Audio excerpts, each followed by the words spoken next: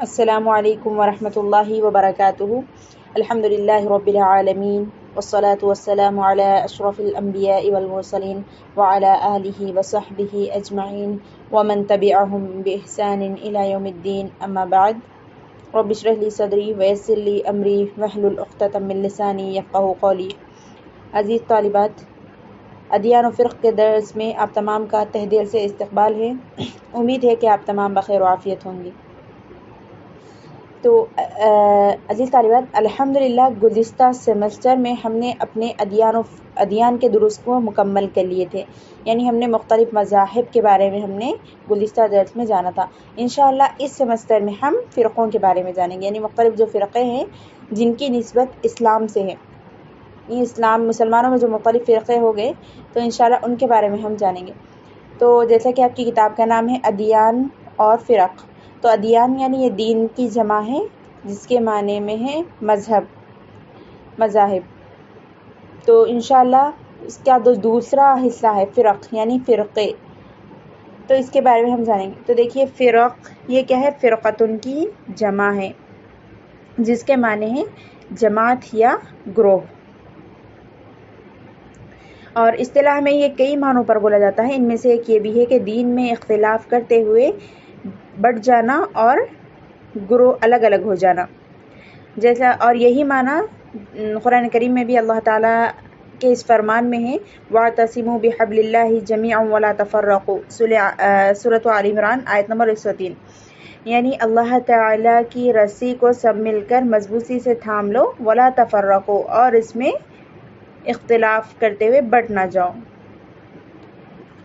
یعنی یہاں پر جو تفرقوں کا جو لفظ ہوا اس سے مراد یہی ہے کہ بٹ جانا، الگ الگ ہو جانا۔ اسی طرح حدیث میں بھی یہ لفظ استعمال ہوا ہے اسی معنی میں، جیسا کہ حدیث میں ہے رسول اللہ صلی اللہ علیہ وسلم نے فرمایا افترقت الیہود علی 71 فرقۃ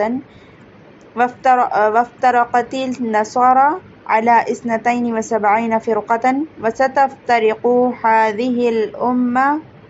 على 73 فرقة كلها في النار إلا واحدة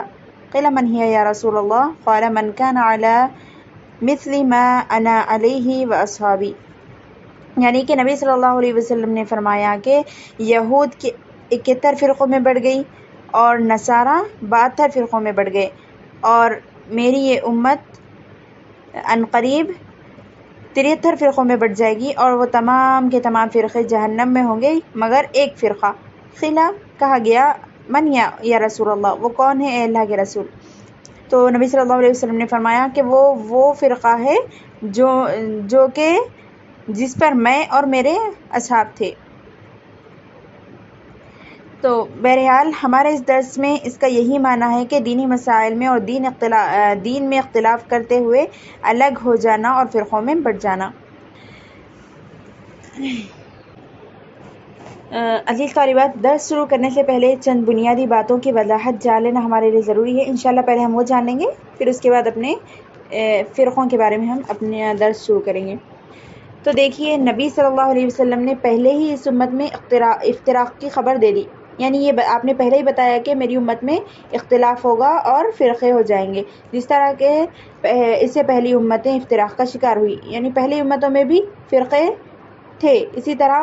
ہماری امت بھی کیا ہے فرقوں میں بڑھ جائے گی۔ تو اس کا ذکر جیسا کہ ابھی ہم نے حدیث سنی ہے، اس میں اس کا ذکر ہو گیا کہ میری امت 73 فرقوں میں بڑھ جائے گی، وہ تمام کے تمام فرقے جہنم میں ہوں گے سوائے ایک جو کہ اس پر ہوگا جس پر نبی صلی اللہ علیہ وسلم اور صحابہ کرام کی جماعت تھی۔ تو اس حدیث میں جماعت سے مراد یہ ہے کہ جس عقیدے اور عمل پر نبی صلی اللہ علیہ وسلم اور صحابہ کرام تھے، اگر اس عقیدے پر کوئی شخص ہوگا تو وہ کیا ہوگا؟ جنت میں داخل ہوگا۔ اب یہ مختلف فرقوں کے لوگ بھی ہو سکتے ہیں، لیکن ضروری نہیں ہے کہ کوئی وہ ایک ہی فرقہ ہو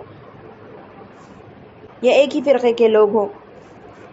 مختلف فرقوں کے لوگ بھی جب اگر ان کا عقیدہ صحیح ہو اور عمل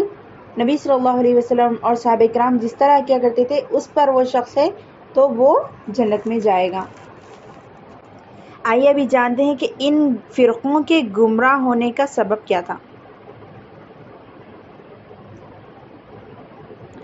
تو دیکھیے ان گروہوں اور فرقوں میں سے جو کہ اسلام کی طرف منسوب ہیں، کچھ تو اللہ تعالیٰ کی توحید اور اس کے اسماء و صفات میں گمراہ ہوئے، اور انہوں نے یہ کہنا شروع کر دیا کہ جو کچھ بھی موجود ہے وہ اللہ ہے، اور یہ کہ اللہ تعالیٰ اپنی مخلوق میں حلول کر گیا ہے۔ اللہ تعالیٰ ان کے اس قول سے منزہ اور بلند و بالا ہے، بلکہ اللہ تعالیٰ اپنے آسمانوں کے اوپر اور اپنے عرش پر مستوی ہے اور اپنی مخلوق سے منفصل ہے۔ تو یہ ایک پہلی وجہ ہے، یعنی کچھ لوگوں نے اللہ کی توحید اور اس کے اسماء و صفات میں گمراہ ہوئے۔ اور دیکھیے دوسرا، کچھ گروہ اور فرقے ایسے ہیں جو باب الایمان میں گمراہ ہوئے، یعنی ایمان کے باب میں، اور انہوں نے اعمال کو ایمان سے بالکل خارج قرار دیتے ہوئے کہنے لگے کہ ایمان میں کمی و زیادتی نہیں ہوتی، یعنی انہوں نے ایمان اور عمل کو دونوں کو الگ الگ قرار دیا،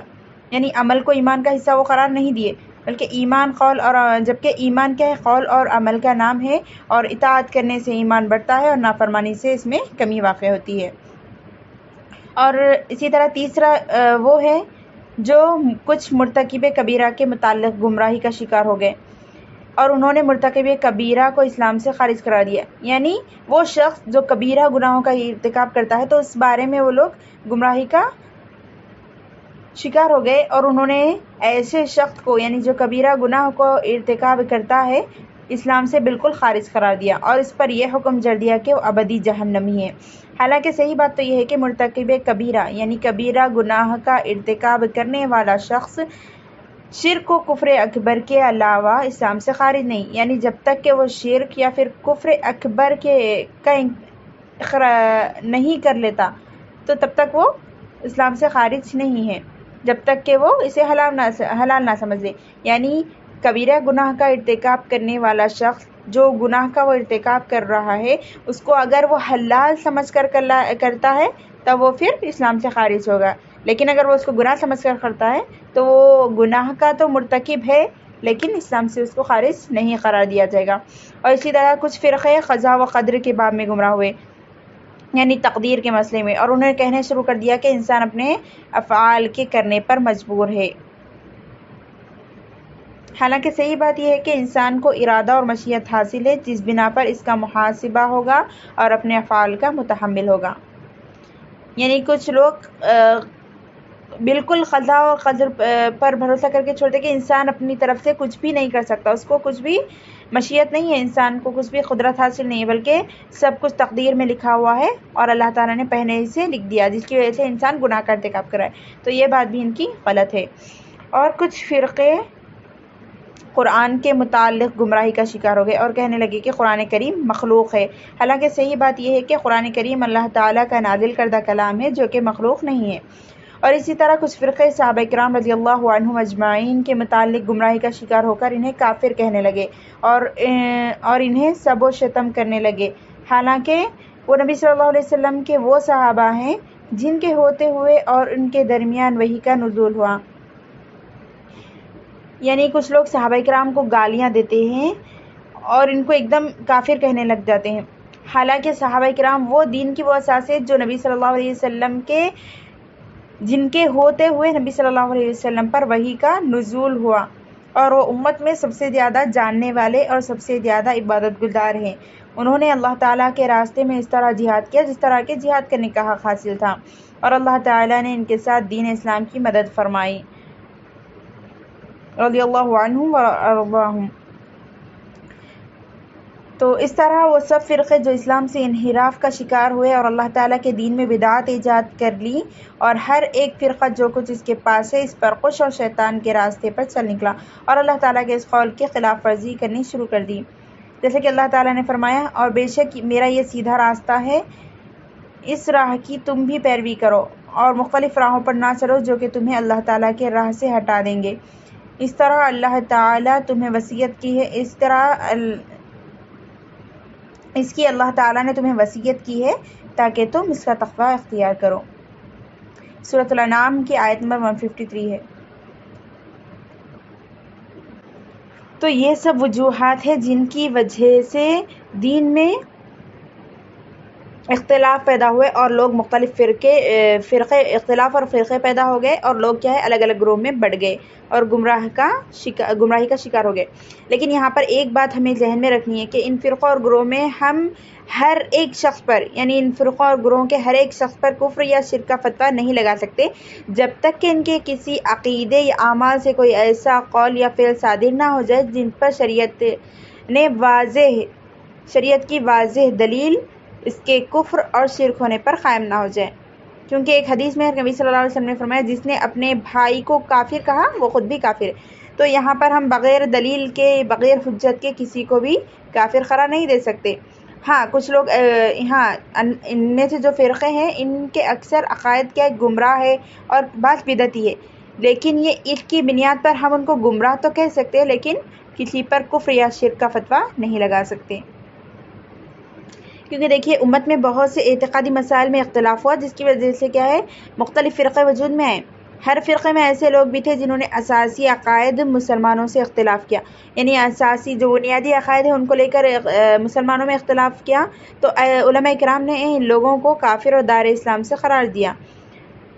کافر اور دائرہ اسلام سے کیا ہے خارج قرار دیا، یعنی جو بنیادی عقائد ہیں ان میں اختلاف کرنے کی وجہ سے وہ کیا ہے دائرہ اسلام سے خارج ہو گئے اور کفر کا ارتکاب کیے۔ اور ہر فرقے میں ایسے لوگ بھی تھے جنہوں نے ان امور میں اختلاف نہیں کیا جن کا ضروریات دین سے ہونا قطعی اور حتمی تھا۔ انہوں نے ارکان، اصول اور قواعد کو تسلیم کیا جس پر دین اسلام کی عمارت کھڑی ہے، یعنی بنیادی قواعد اور اصول کو تو انہوں نے تسلیم کر لیا، قبول کر لیا۔ تو لہٰذا علماء اہل سنت نے ان کی غیر کفر یا بدعات کی بنا پر انہیں اسلام سے خارج نہیں سمجھا، البتہ انہیں اہل سنہ والجماعت سے خارج قرار دیا، یعنی ان کے جو عقائد اور بدعاتی اعمال جو تھے وہ غیر کفریہ تھے، تو اس کی بنیاد پر وہ اہل سنہ والجماعت جو جماعت ہے اس سے تو الگ ہو گئے لیکن ہم ان کو اسلام سے خارج قرار نہیں دے سکتے۔ تو یہ چند بنیادی باتیں تھیں جن کا ہمارا یہ جاننا ضروری تھا۔ لہٰذا عزیز طالبات آج کے درس میں بس اتنا ہی کافی ہے۔ انشاءاللہ اگلی درس میں ہم باقاعدہ فرقوں کا آغاز کر دیں گے، ابھی وقت ہو رہا ہے۔ وآخر دعوانا الحمدللہ رب العالمین، والسلام علیکم ورحمۃ اللہ وبرکاتہ۔